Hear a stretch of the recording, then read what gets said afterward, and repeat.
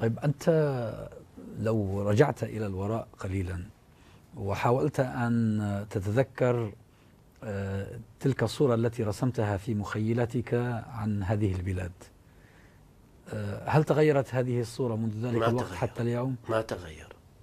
أنا بالنسبة للنرويجيين قبل مجيئي كنت قرأت بعض الشيء عن النرويج وأنهم يعتبرون فراشة أوروبا من مسالمتهم وجمالهم وحضارتهم وثقافتهم. الصورة ما تغيرت عندي بشيء، زادت الصورة حسنا وجمالا لم تزد قبحا بالرغم مما حدث، بالرغم من كل ما حصل، لأن النرويجيين شعب هادئ مسالم مثقف منفتح، لكن هم فوجئوا بأصول إسلامي في مخيلتهم طبعا كأي إنسان أوروبي على الإنسان المسلم الأصول الذي مثل ما يقول الإمام المودودي رحمه الله، فقد تقول مسلم هو يتصور واحد أشعث أغبر يمتشق سيفه ويقول الله أكبر لذبح المقابل.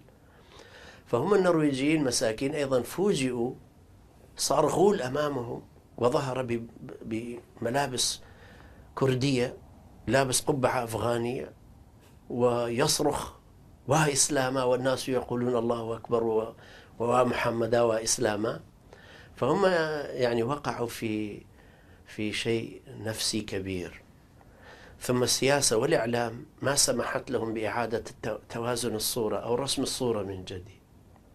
وأيضا أنا ما كنت أريد أصلا في بلاد النرويج، ما كنت أريد أن ألتقي بالناس. أنا لا أعرف 5 شوارع في النرويج، لأن كنت أرجع إلى النرويج إلى الأسرة. وأيضا بقائي في النرويج أنا ما مؤمن أصلا بتوطين الإسلام في الغرب، والمسلمون سيظلون كيهودي أوروبا إلا بعدما تشكل لهم دولة الخلاف. يعني بدون دولة ليس لنا قيمة. 11 سفيرا ذهبوا إلى راسموسن الدنماركي ليقابلوه على الرسوم الكاريكاتيرية، ما استقبلهم. إذا ما قيمة هذه السياسات؟ لكن لما تكون عندنا دولة إسلامية شرعية ويقودها مثل بن لادن، ورئيس وزراء والصدر الأعظم يكون حكمتيار ولا يكون أيمن الظواهري، سنخاطبهم ندا بند. ولذلك ينبغي المسلمون لو أعطوا سيلا من الدماء يجب إعادة الإسلام إلى دفة الحكم ونصبح رقما في السياسة الدولية.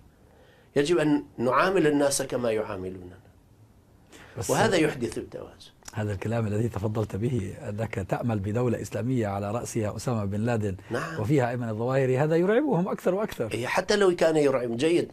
من الأفندية التي تواجهنا من خصومنا ليسوا مثلنا؟ يرشح نفسه في الحزب الديمقراطي أو الجمهوري في أمريكا ويفتخر أنه كان في فيتنام ويقاتل في فيتنام، ولا نتنياهو يفتخر بأنه ذهب إلى كامبالا وحرر أسرى. الكل يأتي ويفتخر بأنه كان عسكريا قتالا وهاجم الخصوم في غابات أفريقيا. فلماذا لا نعتز بمن هم رجالات أمتنا واقفين في ميادين القتال يرعبون أقصى قوة في بلاد الأرض؟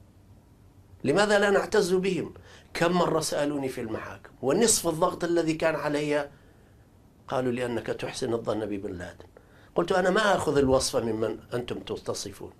علمنا قرآننا أن نأخذ الوصف من الصفة. كل أصفر سائل لا أسميه بيرة، قد يكون شراب تفاح. ولذلك الوصف يأتي من الصفة، وإذا ما وجدنا الصفة بأنفسنا يأتينا الخبر من الصادق. قال سبحان الله عما تصفون لما قالوا ملائكة بنات الله. ولما قال سيدنا يعقوب قالوا هذا دم يوسف، عرف كذبهم وهم كاذبون، والوصف ما جاء من الصفة. فوصفنا من صفاتنا. قلت لهم في المحاكم، قلت وصفي لبن لادن يأتي من رؤيتي له، لا يأتي من جورج بوش أو منكم أنتم. يوما من الأيام من يقول هذا؟ قلت قبل 10 أيام للمخابرات الأمريكية والعسكريين الذين جاءوني، قلت من يقول أنه بعد سنين ما تصافحون بن لادن واعطوه جزء من جائزة نوبل، نصف جائزة نوبل، مثل ما أعطيتم لعرفات ومثل ما أعطيتم لأبو أفريقيا. قالوا هل نحن ممكن نقول هذا الكلام؟ قلت نعم. وهل تؤمنون بإنجيل نصا من الله عز وجل وأنتم تحرفونه؟ وأي قرار أنتم ما تحرفونه؟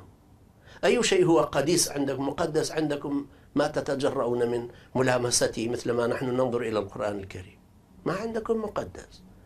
فمن الذي يقول بعد 20 سنة ما تكون الأحوال بصورة يكون بن لادن على هرم خلافتنا بإذن الله تعالى وهو يخاطبكم ندا بند وتصافحونه وتعتذرون له؟ من يقول؟ من أين ندري؟ من كان يعرف أن بعدما حرق العلماء في مقديشو في عام 75 ومحمد سياد بري حرقهم لأنهم حرقوا جرائد كان فيه قرارات حول تساوي البنين والبنات في الميراث، بعد 30 عاما الشيخ شريف جاء إلى مقديشو وحكم الشرع الإسلامي بعد 30 سنة، و30 سنة ليس شيئا في عمر الأمم. فكنت أزعجهم بهذا الكلام وكنت أقول جيد، ومن الذي يقول أن بن لادن لا يأتي ولا يكون كذلك؟ وأخيرا من غيظهم قالوا أنت عندك إسلام نازي. قلت النازي هو جورج بوش. ما الفرق بين جورج بوش وهتلر وبريجنيف وبين احتلالات الثلاث؟ ما الفرق بين احتلال أفغانستان من قبل الروس؟ قلت جيد للأمريكيين قبل 10 أيام، قلت جيد أنتم النرويجيين ما قبلوا هتلر وكان أبيض البشرة عيون زرق مسيحي ألماني غربي جاي بالانتخابات جاي للحكم وهاجمكم واحتل بلادكم قاتلتم. تريدون منا نقبل من لا نعرف، من لا يعرف له أب جاي من كاليفورنيا ويدمر بلادنا وقتل علماءنا وجعل من مصحفنا نيشانا للتهديف، ثم نقبل منه كلامه الفاشل وهو يقول أتيت لكم بالديمقراطية. قلت ما الفرق بين فلوجة وحلبجة؟ صدام حسين قتل 33 ألفا في السنة الأولى لحكمه، وجورج بوش قتل 1,000,000. ما الفرق بين فلوجة وبين حلبجة؟ في حلبجة قتل 5,000 شخص، لكن في فلوجة قتل 22 ألفا من المسلمين. هنا فسفور أبيض وهنا أسلحة كيميائية. ما الفرق بين المدينتين وبين قندهار؟ هي كلها نفس الشيء. فبالنسبة لهم أنا أعتقد أنهم لا يريدون أن يعترفوا بأنهم أخطأوا وأنهم ضغطوا علينا من خلال هذه التمثيليات أو مراحل من هذا العمل.